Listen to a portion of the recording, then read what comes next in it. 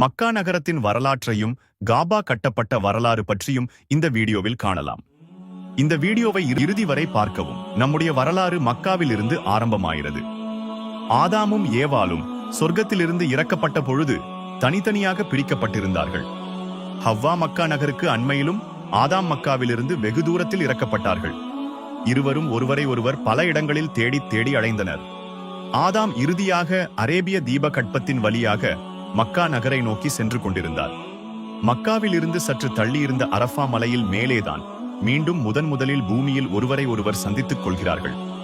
உலகில் உள்ள ஏனைய எல்லா இடங்களை விடவும் மக்கா முக்கியத்துவம் கொண்டதற்கு காரணம், உலகிலேயே இங்கேதான் முதலாக இறைவணக்கம் நடைபெற்றது. உலகில் ஆதாமினால் எங்கே முதலில் இறைவணக்கம் நடைபெற்றதோ அங்கேதான் இப்ராஹிம் அலைஹிவஸலாம் அவர்களாலும் அவரது மகன் இஸ்மாயில் அவர்களாலும் முதலாவது இறை இல்லம் கட்டப்பட்டது.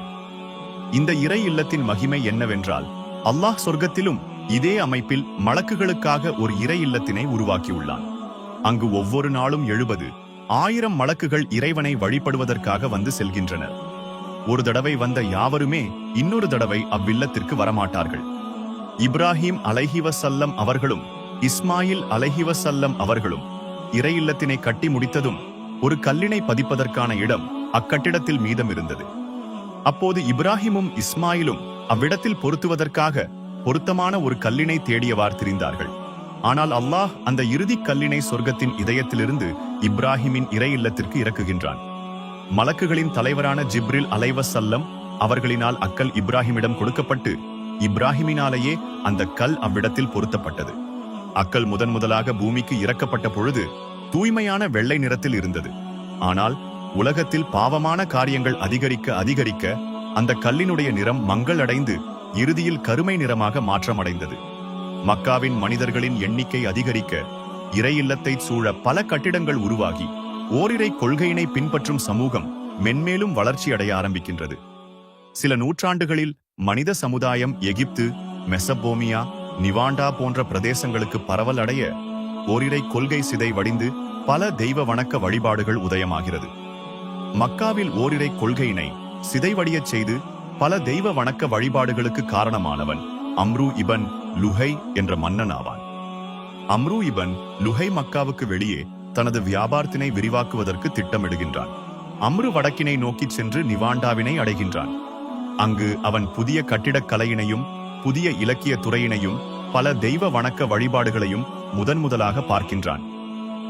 இவற்றை கண்டு வியப்படைந்த அம்ரு மக்காவிற்கு திரும்புவதற்கு முன் அங்கிருந்து ஒரு சிலையினை தன்னுடன் கொண்டு செல்ல அனுமதி கேட்கின்றான். மக்கள் அனுமதி அளிக்கவே அம்ரு ஏனைய வியாபார பொருட்களுடன் ஒரு சிலையினையும் ஒட்டகத்தின் மேல் வைத்துக் கொண்டு வருகின்றான்.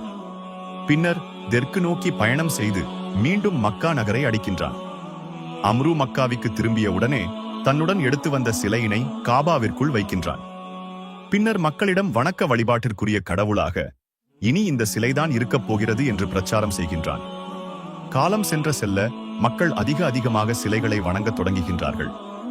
6ஆம் நூற்றாண்டில் இறுதியில் காபாவை சுற்றிலும் சுமார் 360 வித்தியாசமான சிலைகள் இருந்ததாக வரலாறுகள் கூறுகின்றன.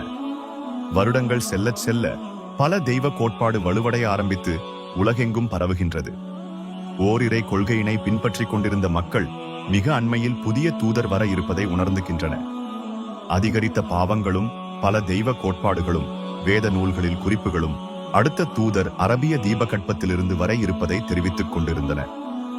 அக்காலகட்டத்தில் ரோம ராஜ்யமும் பாரசீக ராஜ்யமுமே அடக்கி ஆளும் ராஜ்யங்களாக இருந்தன. இதே வேளையில் அரபிய தீபகற்பமானது சிலை வணக்கத்தில் மிகவுமே ஆழ்ந்திருந்தது.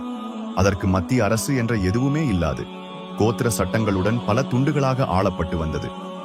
ஓரிரை கொள்கையுடைய மக்கள் தங்களின் புதிய தூதரை எதிர்பார்த்து அரேபிய தீபகற்பத்தினை நோக்கி நகரத் தொடங்கினார்கள். அந்நிலையில்தான் மனிதன் எங்கு தனது இறைவனை வணங்க ஆரம்பித்தானோ, மனிதன் எங்கு முதலாவது இறை இல்லத்தினை நிறுவினானோ அதே நகரில்தான் அல்லாஹ் தனது இறுதி தூதரை அனுப்பியுள்ளான். இதன் பின் மக்கா நகரமும் உலகமும் எத்தனை மாற்றங்களை சந்தித்தது என்பதை பற்றி இனி வரும் காலங்களில் பார்ப்போம்.